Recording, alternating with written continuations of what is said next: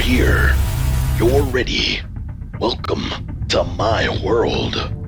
Welcome back, YouTube. It's I'm Ghost of Sparta, and it's your #1 favorite unboxer and reviewer of collectibles. And right now, we're going to be reviewing the SHFiguarts Frieza's First Form and Frieza's Pod from Dragon Ball Z, Bandai Tamashii Nation. We're going to take a look at paint apps, sculpt, articulation, and accessories. Please make sure to show your support by hitting the like button and subscribing so that way you don't miss any future videos from yours truly.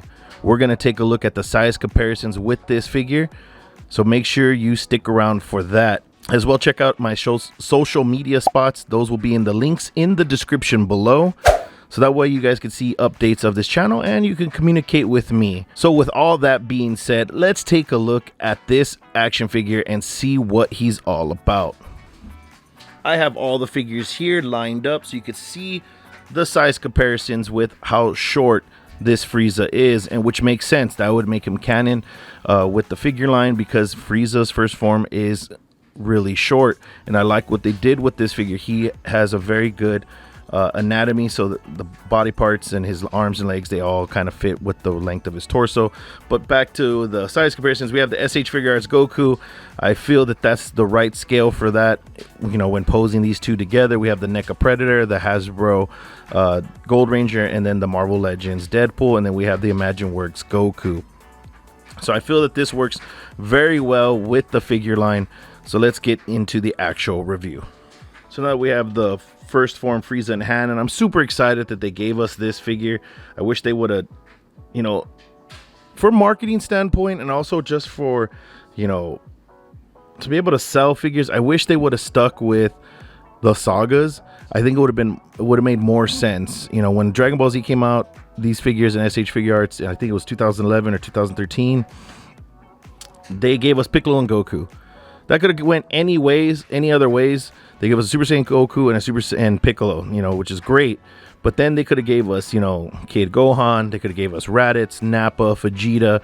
Because after that, they gave us Super Saiyan Vegeta. Then they gave us Super Saiyan, I think, Gohan from the Cell Saga. They kind of like bounced around. So I wish they would have kind of kept it as like the episodes did in the sagas. That would have been great. Anyways, enough with my rant on how the figures are released. I'm just glad that they gave it to us now. So let's take a look at the paint apps. Now the paint apps of this figure look phenomenal. I mean, the pink, the purples, the browns, they all look like he just came straight out of the TV show or cartoon or anime. I don't know if these are the manga colors of Frieza, because the manga was black and white, and I think later on they made it in color. So if they are the colors from the manga, let me know in the comments below. I'd really like to know if that is, you know, just a yes or no answer, or if you guys want to give me more detail, that'd be great. But with that being said, I love the proportions of the arms and the legs. This looks right. I wish they would have did that with Son Gohan from his kid era. I think they're going to do that with Chaozu from Tien and Chaozu, that's on Premium Bandai, that I will be picking up and reviewing for you guys once it is released and delivered to my home. So we also have his skull here, or his head. They got the nice horns, detailed, nice flat black. We got the purple here. What's crazy about this figure, once when I get to the accessories, I'll let you know, but he does come with 2 head crests, or I don't know what you want to call it, that are interchangeable, and I'll explain why. It took me a while to figure out why, but yeah, I did figure it out. Sculpt work is really nice. You got the lines and details of the armor. They're very highlighted with the white trim, as well as the lines and details on the shin guards for his armor there. And then we also have the lines for his feet. So they did show a lot of detail with this figure, and also all around they have the ridges of his body, because that's a very big detail as well for him. So this is very nice figure. Good detail, good sculpt, good paint. I mean, this was very much worth the price. Articulation, we're gonna go over that right now. Head moves up, moves down, swivel, hinge, hinge, hinge. Bicep swivel, butterfly joint, bend at the elbow, swivel, hinge. Diaphragm joint, back, forward, side to side, waist swivel, leg kicks forward, leg kicks back, swivel, Frieza's tiny spread, swivel, bend at the knee, swivel, hinge, swivel. Frieza comes with 3 pairs of hands.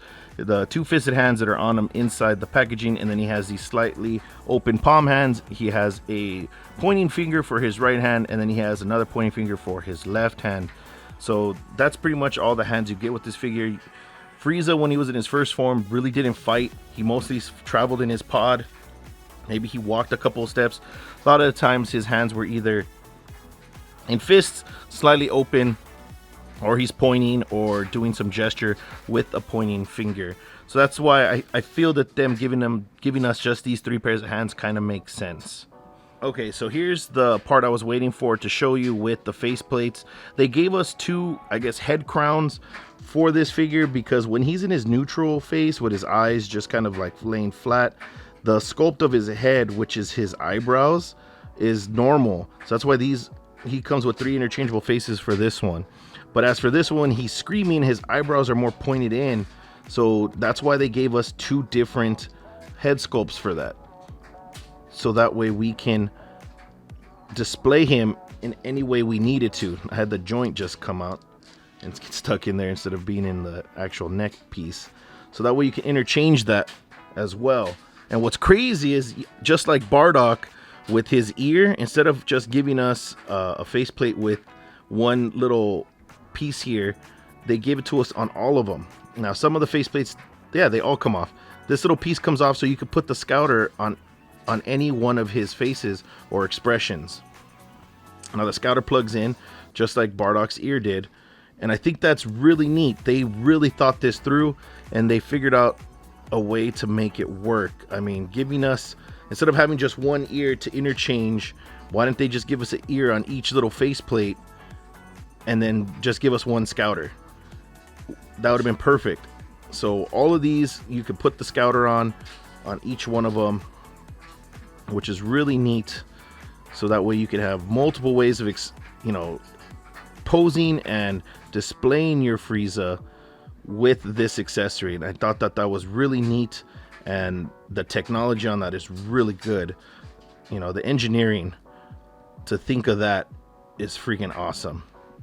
So they just plug in like so. I keep dropping them as I'm super excited of like showing you guys how this works. So there you go, and you're able to display Frieza in multiple different faces. So the next accessory we get is Frieza's pod, which is detailed beautifully.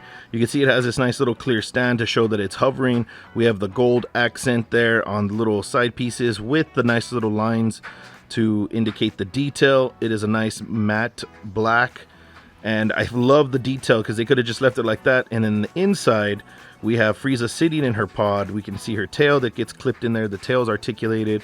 I probably forgot to mention that in the articulation portion. And then they also left us little buttons of detail. I think the screen would have been green, because it used it like as a radar. But I think that's really neat that they were able to give us that. Now, putting him in the pod is really easy. You don't need much. He could be popped out from the waist pretty easily. Now the only gripe I have with that is that when you have him with his legs, it's a lot easier for his torso to come out. So I would recommend putting the tail in first, because that's like the main detail, and also it's the easiest to get to without his body in the way. And then as you can see, it pops out with the hole right there. You just plop it in. You listen for the nice little click if you could get it, but it doesn't. I don't think there is one. They left it kind of loose so that way it wouldn't make a big problem. And then you have Frieza in her pod, or his pod. The reason why I say her is because the original voice actress that actually voiced Frieza in the Toonami dubs was a female, so I liked that version or voice of Frieza. The one I think for Kai and going forward is a male, which does a very good voice as well. So you can see Frieza in her pod looking nice and menacing, and that's how you would display it. And then she'd just be floating around with the Ginyu Force or whoever is trying to protect her. Obviously, you know that Frieza is a very strong being in the Dragon Ball universe. Now, we got the pod out of the way. The last accessories we get are, we have a little blast effect that goes on the figure's finger. Basically, it'd be the one with the point on it. So it just inserts there. It's like a pressure fit, or not a pressure fit, but like a snug fit.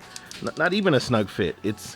You just need to make sure that the finger's pointing up not anywhere else. There's no way for it to let you know that it's in all the way because the finger is a little rubbery. So you just kind of put it on there and make sure it's facing up, and it will balance and hold. I wish it had a little bit more detail like it did in the pictures, but that's pretty much what it's for, to show that he's creating his finishing attack.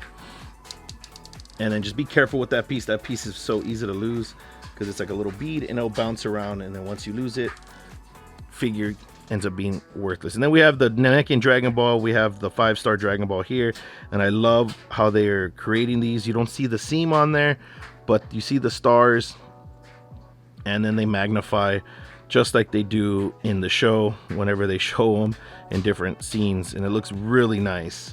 I do like how they made these Dragon Balls, and I'm glad we have them all.